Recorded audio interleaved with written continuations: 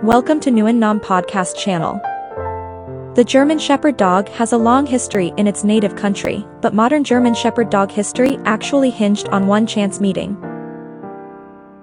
Growing up in a wealthy family in mid-19th century Germany, Max Emil Friedrich von Stephanitz had always wanted to study agriculture. He even spent time at a Berlin veterinary school.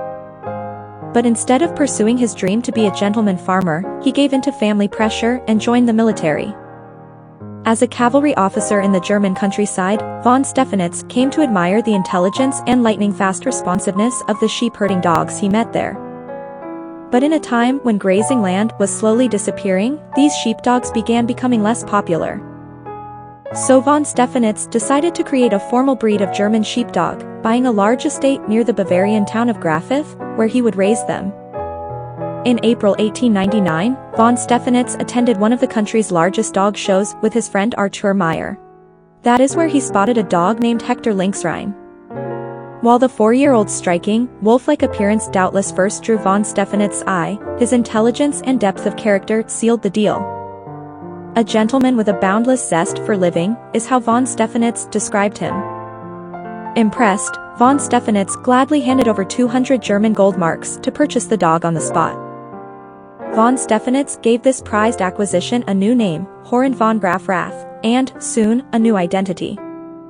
Within a month, von Stephanitz and Meyer founded the world's first German Shepherd dog club, Verein für Deutsche Schäferhund. Members included 3 shepherds, 2 factory owners, a mayor, an innkeeper, an architect, and a magistrate. Horrend received the inaugural registration number SC1, effectively making him the first ever German Shepherd dog. For centuries, people had cared more about a sheepdog's functionality rather than its looks. Still, local and regional styles of dogs did develop. Von Stephanitz harnessed these different dogs' traits to produce what he considered the ultimate German herder. Horrend came from Thuringia in North Germany, where dogs of his kind were common. Horrend was not a one-off. Instead, Friedrich Sparwasser in Frankfurt had deliberately bred him, focusing on fixing the upright ears and wolf-like body style that so many fanciers admired. From Horrend's immediate family, several dogs, his littermate brother, Lux, their parents, and their paternal grandparents, were later registered as German Shepherd dogs, as well. The Thuringian dogs, however, tended to be smaller and stockier, often with wiry coats, curled tails, and sharp temperaments.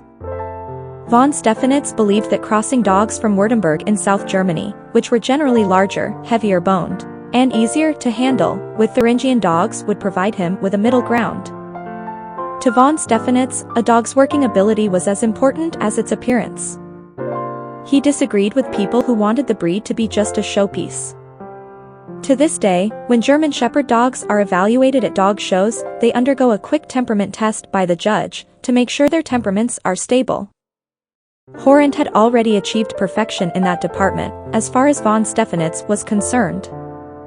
According to von Stephanitz, Horrend was untrained in his puppyhood, but nevertheless obedient to the slightest nod when at his master's side. He noted the breed's high energy level, which needed to be channeled. He described the German Shepherd dog as never idle, always on the go, well disposed to harmless people, but no cringer, mad on children, and always in love. Not surprisingly, von Stephanitz used Horrend extensively at stud, working intensely to fix the traits that he found so valuable. Thanks to the success of some of those offspring, in particular his grandsons Heinz von Starkenberg, Beowulf, and Pilot, Horrend's blood flows through the veins of virtually every German Shepherd dog alive today. Though the breed was being developed just as World War I was beginning, the German military hadn't yet fully appreciated the value of war dogs. Von Stephanitz relentlessly and successfully promoted his breed as a peerless service dog. He even mourned the fact that Horrend had never had the opportunity to prove himself in that respect.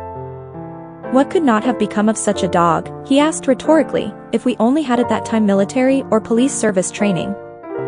World War I brought with it anti-German sentiment across the globe.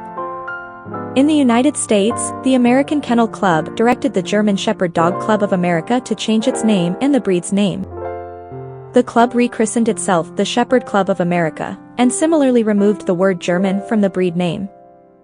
The British responded similarly, renaming the breed the Alsatian. But in the aftermath of World War I, the German Shepherd dog's reputation as a war dog spread. And canine film stars such as Rin Tin Tin and Strongheart, war veterans both, ensured a skyrocketing popularity worldwide. American fanciers met von Stephanitz in person in 1930. Geraldine Rockefeller Dodge, the show's wealthy patroness, who was herself a German Shepherd dog breeder, invited him to judge at the famous Morris and Essex Kennel Club show. So many dogs were entered that von Stephanitz was forced to judge both sexes over 2 days, and, in the European tradition, wrote a critique on each. The German Shepherd dog always resonated with people from its homeland, even as World War II approached.